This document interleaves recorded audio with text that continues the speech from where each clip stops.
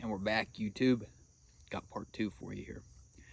So I was going back through the hall and I remembered that our buddy Brad that we met, Scripto's pal, that we all met and got along with, real good dude, he gave me, right as we were leaving, he gave me this cigar. I hadn't gotten a chance to look at it because I had to drive back home, but it's a Juan Lopez Habana Cuban cigar. I think this means it's an authentic Cuban. I don't know, I'd have to look it up.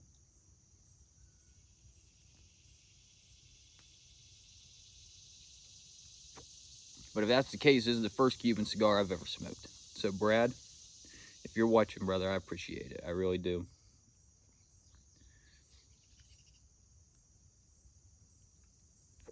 Now, I got the haul out of the way. I'm going to go ahead and just share kind of how the weekend went, who we hung out with and stuff like that.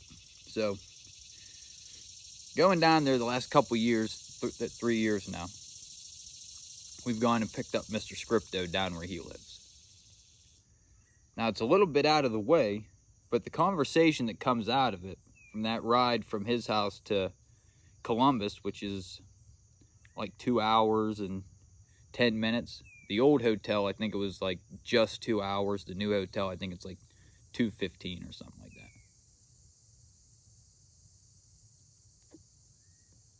That conversation that we share on the way up, what we're looking forward to, what's been going on the last couple months, you know, just that conversation is just something else, man. I think that's probably part of what I was looking forward to the most. I didn't get the cigar lit very well, but was getting to ride up with Mr. Scripto, the legendary Mr. Scripto.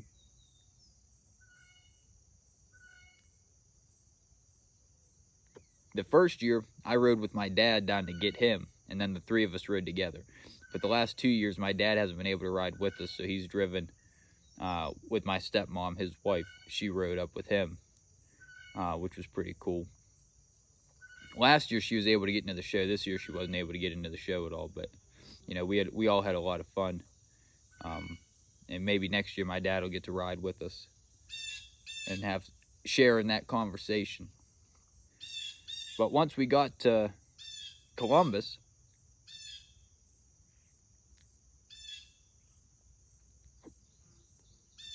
this cigar is pretty good. Me and John checked into the hotel, kind of bumped into some people in the hallway. We bumped into Mike, the lawyer from Weirton. We bumped into Odie, who we've spent the last 2 years with. We went out to dinner with him the last 2 years. We didn't really get to see too much of him. He just kind of showed up at random times and then disappeared for a while. At least from my experience. Maybe they got to talk to him a little bit. I talked to him in passing, but you know, I didn't really get a chance to say hi to Odie too much. So if you're watching, brother, I hope you had a good show. It was great seeing you just in passing.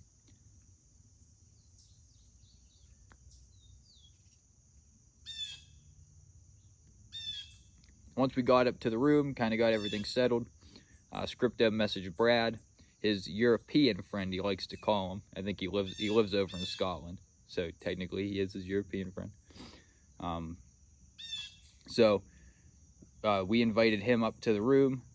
I think he was, I don't know where his room was, but we invited him to the room. He came out, brought some cigars, brought a couple tins of tobacco for John or something like that.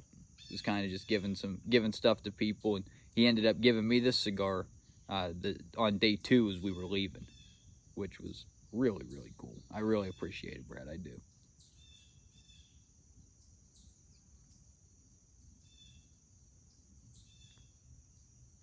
I was a little worried there for a second that maybe this thing had a listening device tapped into it, but I don't taste any metal as I'm smoking it, so I think I might be all right, but maybe I just haven't hit that part of it yet.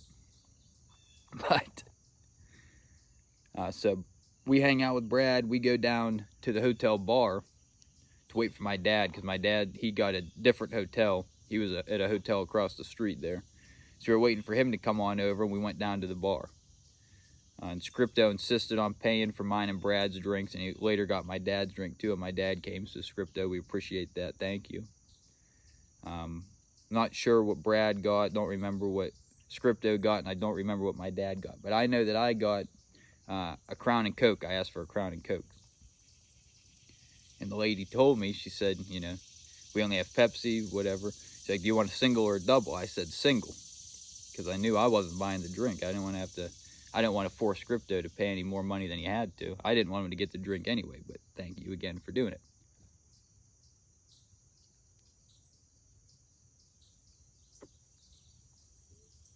So I tell her single, and John's like, come on, what are you doing? Get a double. You're here, get a double.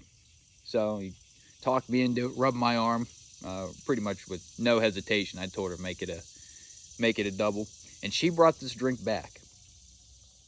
They must have ran out of Pepsi too, because I swear to you, there was only Crown in this drink. It was wicked. Now, I'm not a big drinker. I drink every once in a while. I drive up to Havana House over in Niles, and I'll get a drink there. I'll smoke a cigar. I almost never get a double. I got a double this time, and about halfway through it, I had a buzz running. I had so much of a buzz running, they were waiting on me to finish my drink. They already finished theirs. I think they even had a second drink. They finished 2 drinks, and I was still working on this one. I had to have my dad polish it off for me because I could not get through it. I told him, I said, I haven't eaten nothing all day. I said, how do you expect me to drink? I'm not a big drinker. I haven't eaten nothing all day. You're killing me here. So my dad polished it off for me, and then we went out to the tents, I believe, from there. Yeah, we went out to the tents. So the first 2 pictures I'm going to show here, I had a pretty good buzz going in these pictures. The one with Pipe Full and Eric Blue Collar Pipers in it. And the second picture, off the top of my head, I don't remember who's in that one, to be quite honest with you. I know Brad's in it, Scripto's in it, my dad's are in it. So that was all right. We went out there, hung out. I think we smoked. Yeah, we did smoke because Greg was there. Tunnel Take was out there. I broke out my tin of HU Balkan Passion, which I've been smoking ever since I picked that tin up. I've been smoking it like crazy. That's probably my favorite Balkan blend that I have, which I have a few of them. I have a couple of them now. And Balkan Passion, I think, is just remarkable. And Greg sat down with this Tunnel Take, who's, when I started making these videos, you know, I don't have a big following or nothing. I only have a couple people that watch. But Greg, Tunnel Take, was one of the first people, the first big name YouTube guys that really came across my channel, and he's been a subscriber for a while. And I met him the first year, the first Columbus Pipe show I went to, but I don't think we bumped into him, whether he wasn't there or we just didn't see him at the second show last year. This year he was there. I got to talk to him, you know, thanked him for watching my videos, thanked him for subscribing, and got to sit down and share a bowl of tobacco with him. I mean, my weekend was made there. Get to hang out with somebody that watches my videos, get to hang out. I watch his videos all the time. I love him. I mean, Greg's one of the funniest guys in the world, I think. And his personality is just incredible.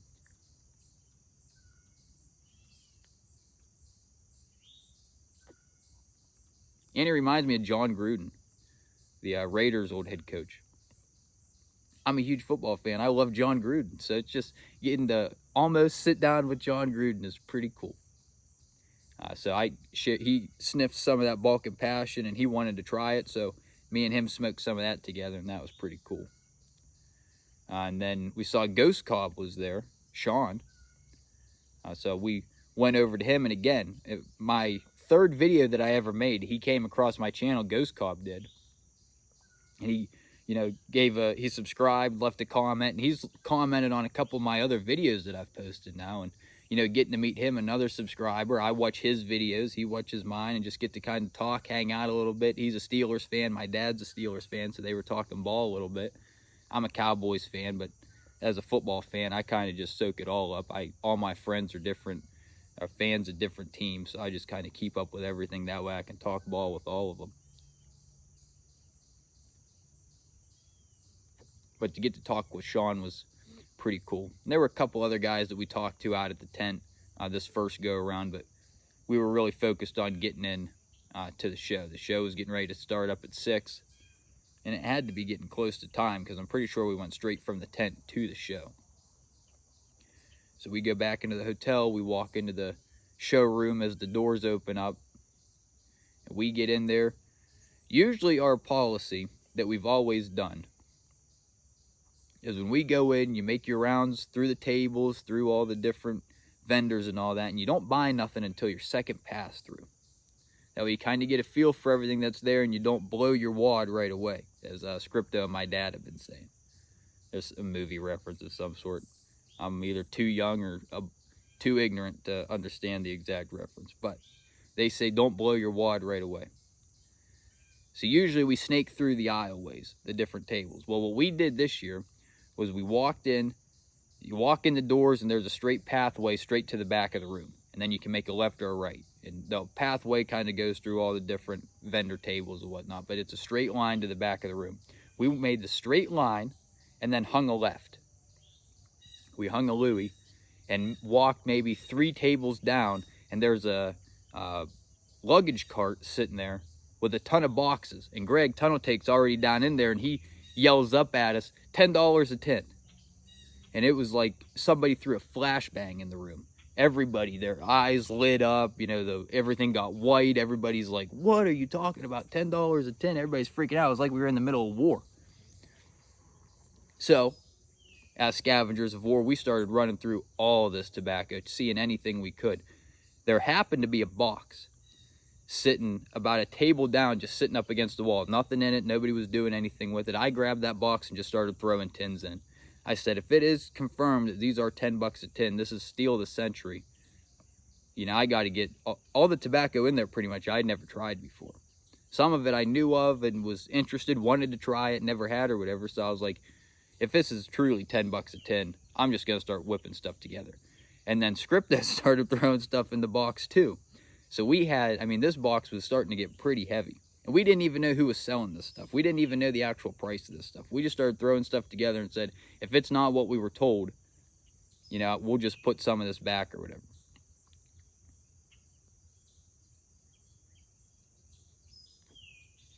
So me and Scripto both walked away with 10 tins from that table. Then we went over, found the guy, and he did say it was $10 a tin, thankfully. So we ended up coming home with everything.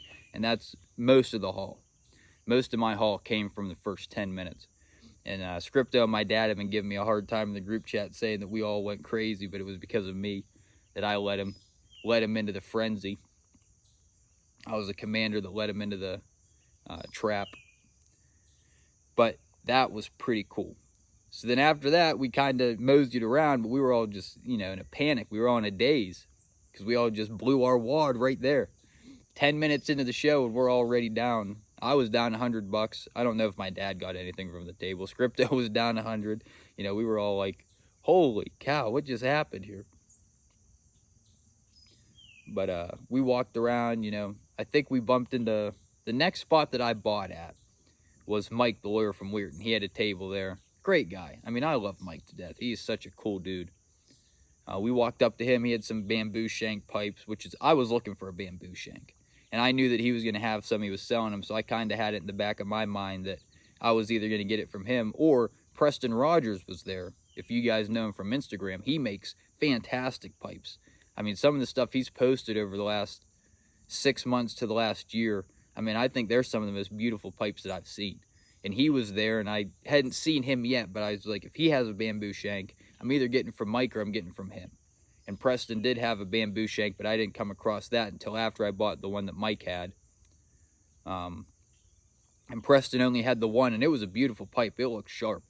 But I had already bought the one from Mike, and I didn't really think I needed another one at the time. So I thought about it quite a bit. I wrestled with the idea, but I ultimately decided to pass on it. But I got that pipe from Mike, sold it to me for $50. Bamboo shank for $50? Come on. I mean, he had smoked in it a couple times. He said it smoked pretty well. I trusted his word. I bought it. I smoked out of it. It smokes great. He told me he would give me my money back if it didn't smoke good. So I was like, okay, this is going to be a good pipe. And I'm going to see him in Moundsville because he goes to the Moundsville meetup. So I was like, you know, for him to tell me that, he means business. He's not flubbing me. The first year I bought a pipe, first Columbus pipe show I went to, I bought a pipe off this guy. It was a big, huge church ward. I smoked out of it twice. That thing's ginormous. But we had to drill the through hole into the bowl. The guy never drilled the hole through it. I think I spent $75 on the pipe or whatever, and it didn't even have a hole drilled out in the bottom of the bowl. So ever since then, I've kind of, you know, I don't want to say I only buy off of people I trust, because that guy probably just made a mistake, accident. You know, he didn't do it on purpose. But I don't even remember who it was, what table it was, or anything.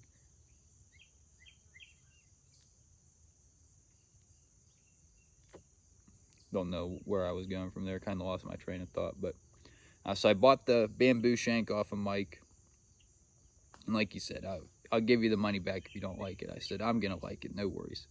And I do. I enjoy it. I really liked smoking out of it last night. I smoked some of that cube cut burley in it, and that Peter Stockeby stuff.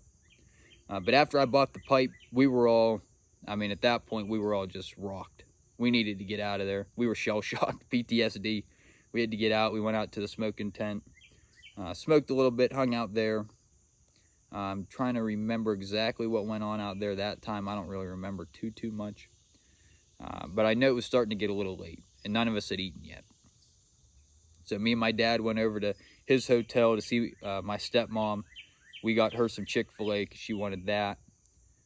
We went back to the show, met up with John and Brad again. And we're trying to figure out what we were all going to do for dinner. Now, the last 2 years we had done it, Beans, Cole, Odie, Lefty, me, John, my dad, Tara went last year with us to the sausage house, Schmidt's, there in Germantown. Fantastic, by the way.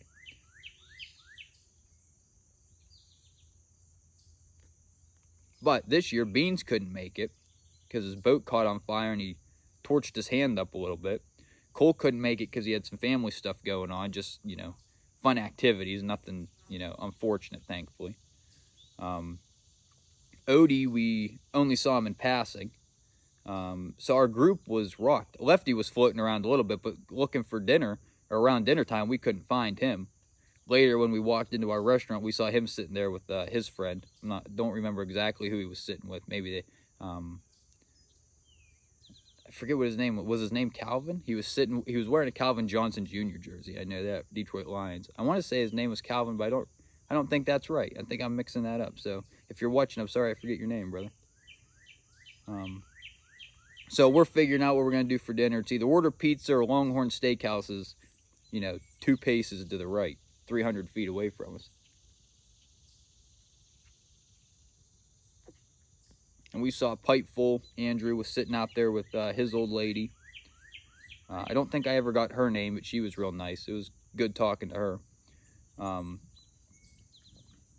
They were sitting there. Scripto called them up. He could have just walked over to him, but Scripto called him up. And Andrew, it was pretty funny. Andrew didn't even say hello when he answered the phone. He just turned and looked right at Scripto. And then they started talking to each other. We were only 100 feet from each other. Asked them if they wanted to go with us to dinner. They said they would go.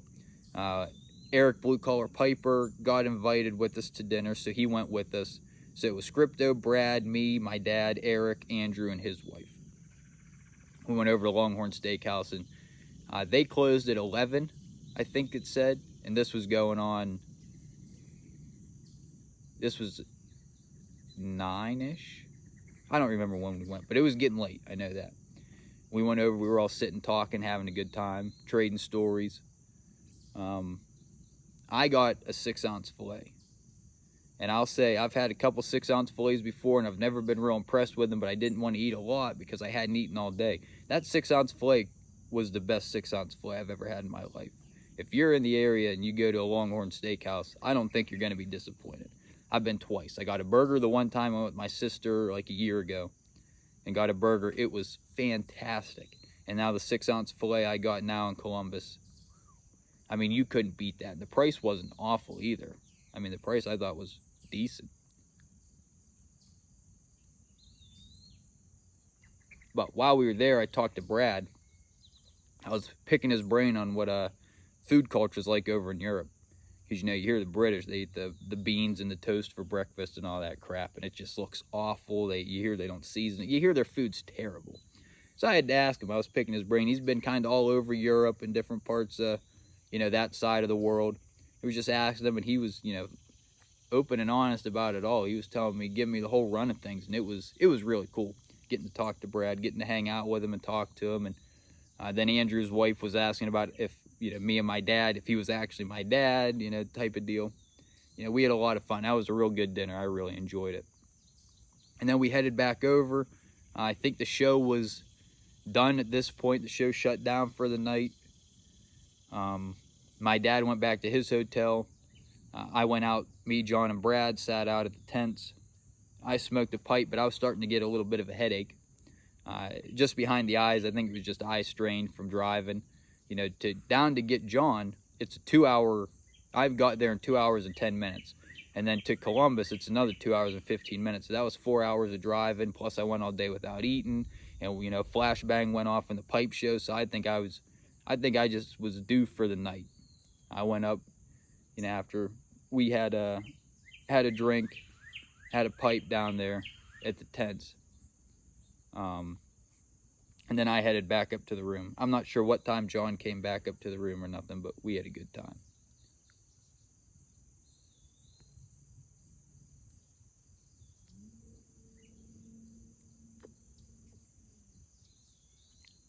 This cigar's all right, man. I'll tell you what. So day 2. John, for your sake, I'm leaving out the funny part. But everybody would get a kick out of it. That's between you, me, and my dad. We know the funny part. Nothing bad. Nothing bad. So, day 2 kicks off. I wake up. I message my dad, what you doing? I know he's awake. I think it's like 7 o'clock. John's still asleep. I was ready to just get out of the room. When I'm in a hotel, I never sleep well. You know, it's one of those things where I'm up like every couple hours, every 2 hours or whatever, I'm up anyway. So it's kind of, you know, in between sleep. So what I did was I got up, was just ready to get out of bed. The Amish neighbors were riding their horses by. That's why I'm a little distracted here. So I message him. He tells me he's up. I tell him I'm going over to hang out at his hotel. I get over there. I'm over there a few minutes, and John messages me, hey, I'm down at the smoking tents. Where you at? You were passed out. You were passed out when I left the room. I've been gone for 10 minutes, and now you're already awake and back down at the smoking tent? I said, I'll be over in a second. My dad had to do some stuff. He'll be over next. You know, so I walked over. We sat out there and smoked a little bit. You know, traded some stories with some of the fellas that were sitting out there with us. I think Eric, Blue Collar, was with us for a little bit. Brad, me. Kane Rod was with us. He sat with us for a little while. It was great seeing him. There was another fella sitting next to us. I don't remember his name. We were all just sitting there waiting for the show to open. I had taken, every morning for breakfast, I eat on a homemade sourdough bagel. I eat a sausage and egg sandwich. Sourdough, everything bagel. I took one down for Scripto. I told him, I said, I'm bringing one. I said, do you want one? This is the best sandwich you'll ever eat in your life. Do you want one? And he was like, yeah, of course I want one. So I was starting to get hungry right before the show. I went up, got us both of our bagels, heated them up in the microwave. The bagels are better if you toast them, but it was still perfect in the microwave. Took it out to him. He scarfed it down. I scarfed mine down. Brad, if I would have thought about it, I think I knew that you were going to be there, but I wasn't 100% sure. If I would have thought, I would have brought you one. I think you would have really enjoyed that sandwich. Especially if you're used to all that crap food over in Europe, you would have really been in for a treat on that. But besides the point. So we finish up those bagels. John loved it, obviously. It's the same meal I eat every day, so it was fantastic. But I'm accustomed to it, so I knew it was going to be great.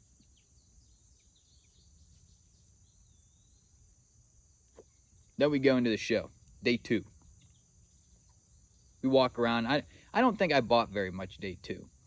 The same guy that was selling the $10 tins the first day, he brought out a bunch of new stuff in the one corner. He had a bunch of totes there. He brought out a bunch of new stuff, and it was sitting there, and he was going for $15 a piece now.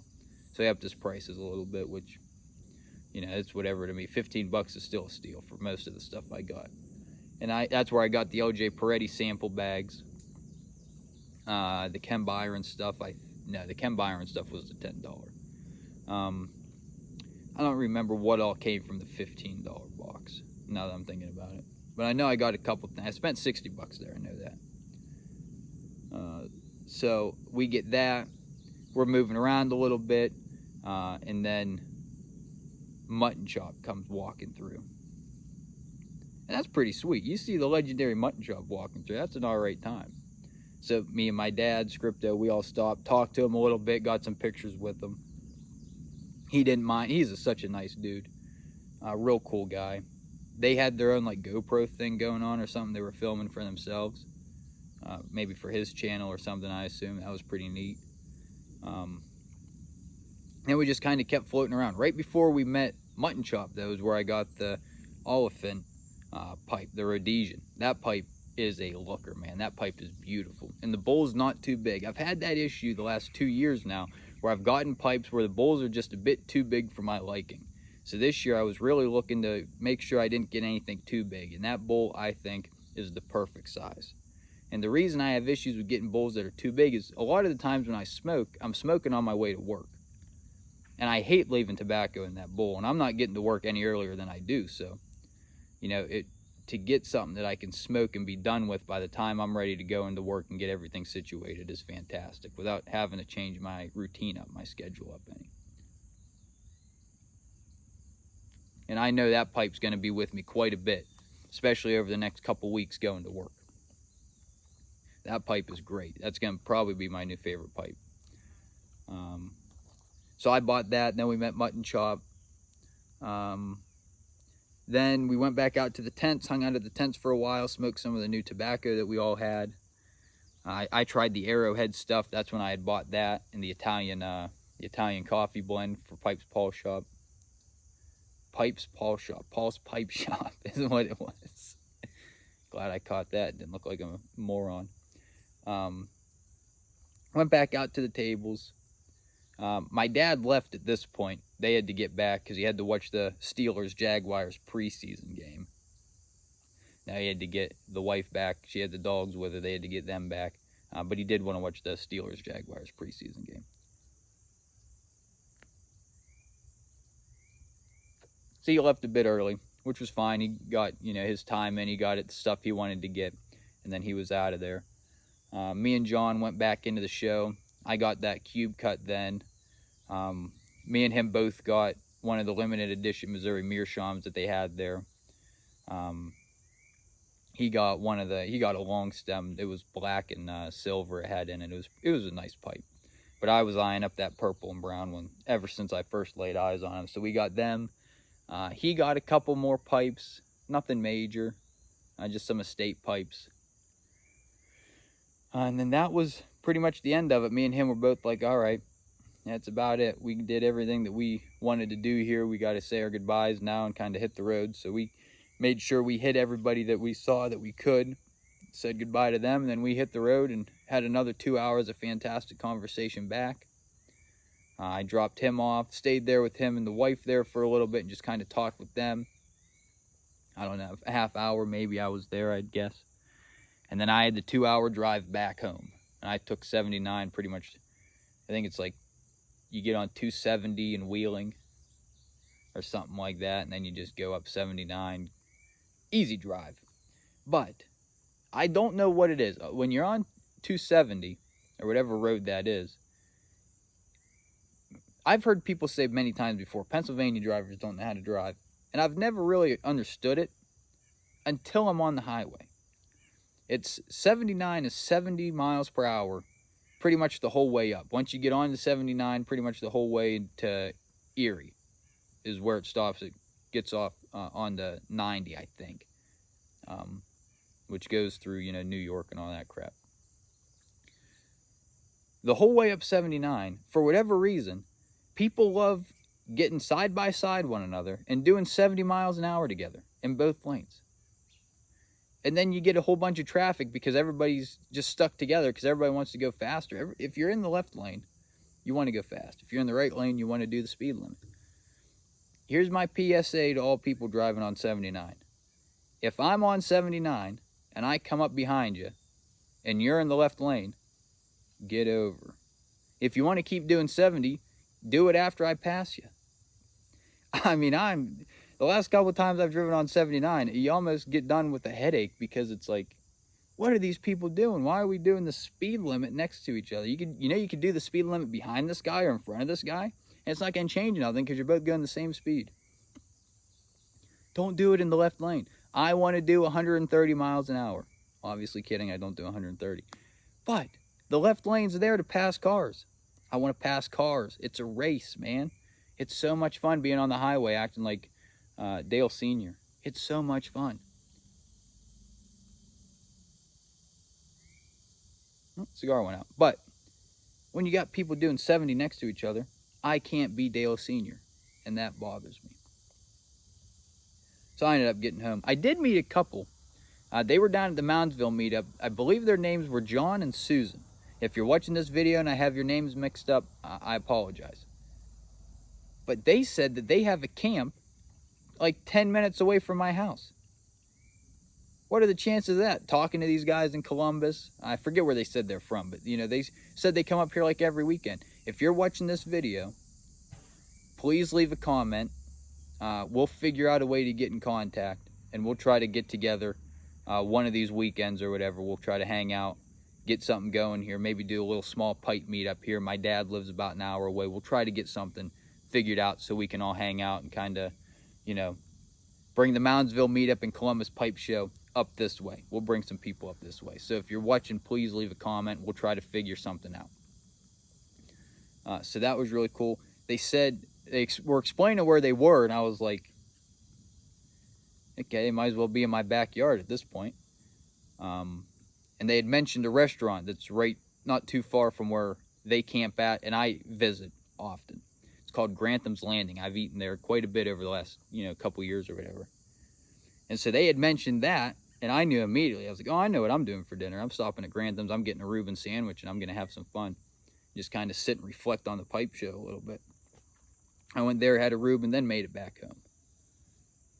And now, yesterday I didn't do much of nothing, just kind of relaxed. 8 hours of driving. You feel like you traveled halfway across the world. But what a blessing it is to be able to share with the pipe community, to be able to ride up with Scripto, be able to spend time with my dad at the pipe show, all of us blow our wads in 10 minutes. There's really, truly nothing better than these pipe shows. And I think I was telling Ghost Cobb that, Sean, I was like, you come up here, you get to spend time with all these guys. If you make the YouTube videos, we all kind of watch each other's stuff and all that. You get to meet each other in the flesh and just hang out, talk, share tobacco, talk tobacco. It's the greatest community in the world. I don't care what anybody says. It is the greatest community in the world. And if you feel like you've been exiled from the community for whatever reason, you did something wrong, brother, because this is some of the nicest group of guys I've ever met. So it was fantastic seeing everybody. Hopefully next year Beans and Cole can make it up. Hopefully next year everybody that made it this year can make it back up.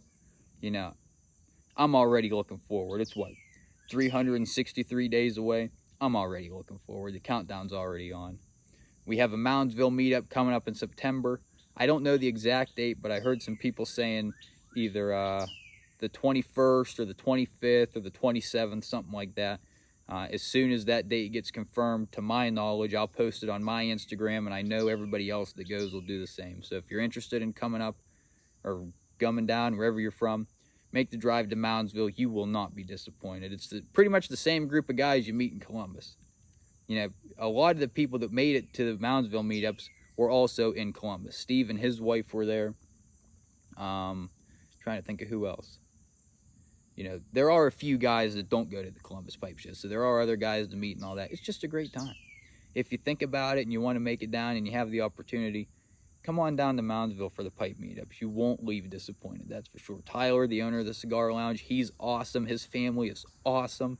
They usually hang out for a while and talk. It's just great. It's no different than the pipe show. No different. Just smaller and in Moundsville. So that about covers it. Another great pipe show in the books. I'm going to break these up into 2 separate videos, but you guys, by the time you're watching this, you're already going to know that. So I hope you guys enjoyed. Thanks for watching. To those that I didn't get to meet that were at the pipe show, I hope to meet you next year. Leave a comment, like, subscribe, do your thing. It was great seeing you guys. We'll talk to you later.